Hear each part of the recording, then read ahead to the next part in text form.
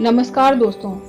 बहुत कम लोग गुप्त नवरात्रि के बारे में जानते हैं। एक साल में 4 नवरात्रि आती हैं, जिनमें से 2 गुप्त नवरात्रि और एक चैत्र मास की नवरात्रि जो कि अंग्रेजी महीने के अनुसार कभी मार्च या अप्रैल महीने में पड़ती है, और दूसरी शरद नवरात्रि जो कि अक्टूबर या नवंबर महीने में पड़ती है। इन दोनों नवरात्रि में हर कोई पूजा पाठ व्रत उपवास रखता है और माता रानी के नव रूपों की पूजा भी करता है। लेकिन माघ महीने की नवरात्रि और आषाढ़ महीने में भी नवरात्रि आती है, जिसे गुप्त नवरात्रि कहते हैं, जिसे बहुत कम लोग जानते हैं और पूजा करते हैं। माघ महीना जो कि जनवरी या फरवरी में पड़ता है और आषाढ़ महीना जो कि जून या जुलाई में पड़ता है। इस प्रकार साल में 12 नवरात्रि आती हैं, जो कि हर 3 महीने में एक नवरात्रि पड़ जाती है। सामान्य नवरात्रि में सात्विक और तांत्रिक दोनों तरीके की पूजा की जाती है, लेकिन गुप्त नवरात्रि में तांत्रिक पूजा की जाती है। इस पूजा के बारे में किसी को नहीं बताया जाता और अपनी साधना को गुप्त या गोपनीय रखा जाता है। गुप्त नवरात्रि की पूजा जितना गुप्त रखेंगे तभी आपकी पूजा का फल मिलता है। गुप्त नवरात्रि में देवी दुर्गा के अलग अलग रूपों को शक्ति रूप में पूजा करते हैं। इस नवरात्रि में शक्ति की देवी को प्रसन्न करने के लिए तंत्र साधना भी की जाती है, जो कि साधुओं और तांत्रिक शक्ति पाने वाले भक्त जरूर करते हैं। तांत्रिक शक्ति और धन समृद्धि बुद्धि का आशीर्वाद माता दुर्गा से पाते हैं। साल की चारों नवरात्रि का धार्मिक ही नहीं आयुर्वेदिक में भी काफी महत्व है। धार्मिक दृष्टि से हम सभी देवी की पूजा व्रत उपवास रखते हैं, लेकिन इन सारी नवरात्रि के पीछे एक दूसरा पहलू भी है जो कि हमारे स्वास्थ्य से भी जुड़ा हुआ है। आपने ध्यान दिया होगा कि नवरात्रि का समय मौसम के बदलाव का होता है। आयुर्वेद की दृष्टि से मौसम के इस बदलाव से हमारे शरीर में वात कफ पित्त दोष मौसम बदलने से बढ़ने लगते हैं और वातावरण में प्रदूषण भी बढ़ता है, जो कि हमारे शरीर को रोगी बना सकता है। इसमें बचाव के लिए हम नवरात्रि की पूजा में जो व्रत उपवास करके अपने रहन सहन में बदलाव रखते हैं, उससे हमारे शरीर को मानसिक और शारीरिक शक्ति मिलती है और हमारा शरीर और मन दोनों स्वस्थ रहते हैं। इसलिए नवरात्रि का विशेष महत्व आयुर्वेद में भी है।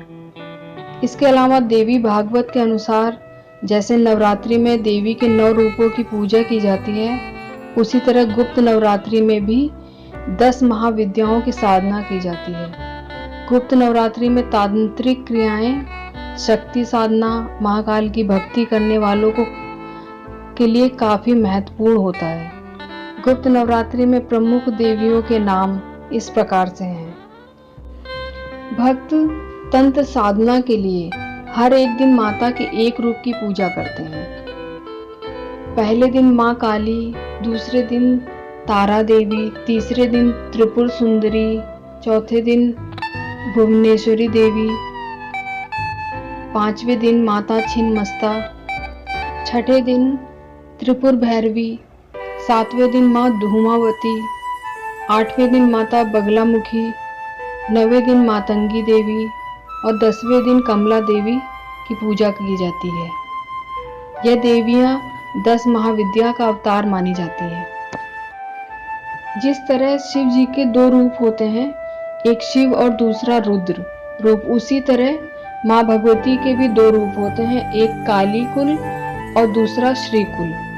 काली कुल आक्रामकता का प्रतीक होती हैं और श्री कुल शालीनता का प्रतीक। काली कुल में महाकाली, तारा देवी, छिन्नमस्ता और भुवनेश्वरी देवी होती हैं।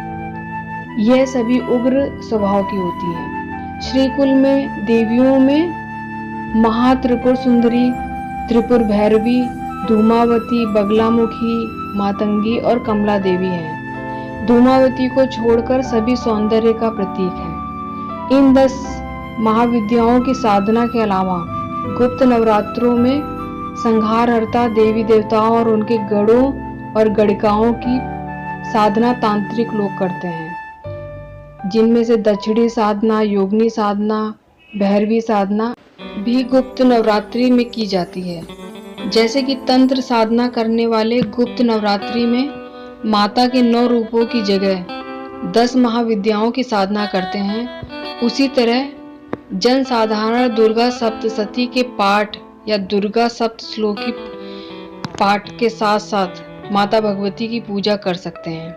जैसे कि हम चैत्र महीने और शरद नवरात्रि में माता की पूजा, कलश स्थापना, व्रत उपवास रखते हैं, वैसे ही गुप्त नवरात्रि में भी पूजा कर सकते हैं। लेकिन इस बात का ध्यान रहे कि गुप्त नवरात्रि में की जाने वाली पूजा के बारे में सबको ना बताएं। यह जितना गुप्त रखेंगे उसका फल उतना ही जल्दी मिलेगा। गुप्त नवरात्रि में विशेष लक्ष्य को पाने के लिए भी साधना की जाती है। यह साधना कठिन भी होती है, पर ऐसा नहीं है कि गुप्त नवरात्रि में सिर्फ तांत्रिक साधना ही कर सकते हैं।